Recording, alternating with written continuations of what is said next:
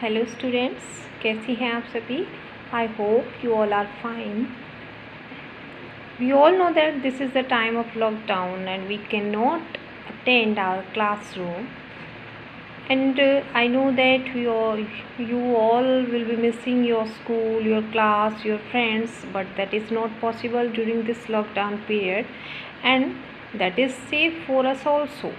We should stay at home, but your classroom teaching will not be missed. So we are trying to feel you like your classroom.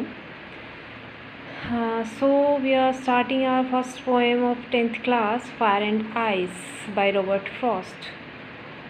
This poem is very short poem, and this is a symbolic poem by Robert Frost. There are two words, fire and ice, and the whole meaning of the poem is concentrated only in these two words, fire and ice. You all know that meaning of fire is, fire का मतलब होता है आग और ice का मतलब होता है बर्फ़. लेकिन यहाँ पर रॉबर्ट फ्रॉस्ट ने इन दोनों का ही सिंबॉलिक मीनिंग लिया है, इनको एज अ सिंबल यूज़ किया है. यहाँ पर उन्होंने फायर को फायर नहीं, हमारे मन की जो डिज़ायर्स होती हैं, the feelings of human beings that are called desires, और जितने भी हमारे लाइफ में जितनी भी डिस्ट्रक्शंस होती हैं, जो भी प्रॉब्लम्स आती हैं ह्यूमन बींग्स के बीच में आपस में, उन सभी का एक ही रीज़न होता है और वो होती हैं हमारी डिज़ायर्स. दूसरा वर्ड उन्होंने यूज़ किया है आइस. आइस का मतलब होता है बर्फ़, वो आप सभी जानते हैं. लेकिन यहाँ पर पोएट ने आइस को दूसरे सिंबल के रूप में यूज़ किया है और उन्होंने इसको लिया है, आइस को, हेट्रेड का symbol, as a symbol of hatred. So now we are starting our poem. Some say the world will end in fire and some say in ice.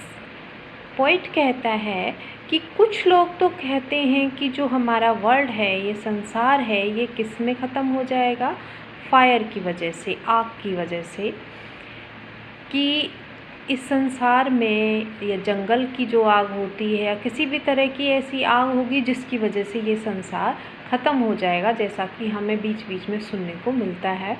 From what I have tested of desire I hold with those who favour fire.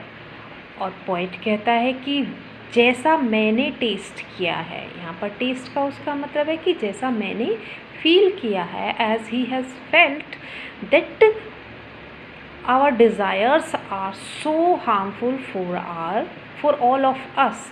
हम अपनी desires, अपनी इच्छाओं के पीछे इतने पागल हो जाते हैं कि हमें दूसरों के बारे में, इस संसार के बारे में, उसके क्या क्या नुकसान होने वाले हैं, हम हमारे अकेले की डिज़ायर की वजह से, हमारी इच्छा की वजह से किस किस को उसका नुकसान उठाना पड़ सकता है, ये हम सोचते ही नहीं हैं और हम पूरी तरह से सेल्फिश होकर अपनी डिज़ायर्स के पीछे ही भागते रहते हैं.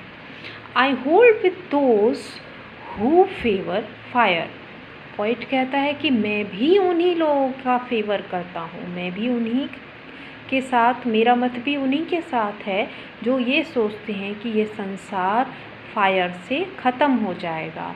लेकिन लोगों की वो जो फायर है, जो लोग कहते हैं वो फायर अलग है, लेकिन पोएट ने जो उसका सिंबल यूज़ किया है, डिज़ायर जो सिंबल यूज़ किया है, that desire is the main reason of the end of this world. And fire is used as the symbol of desire. So poet is also in the favor of fire, that the world will end in fire.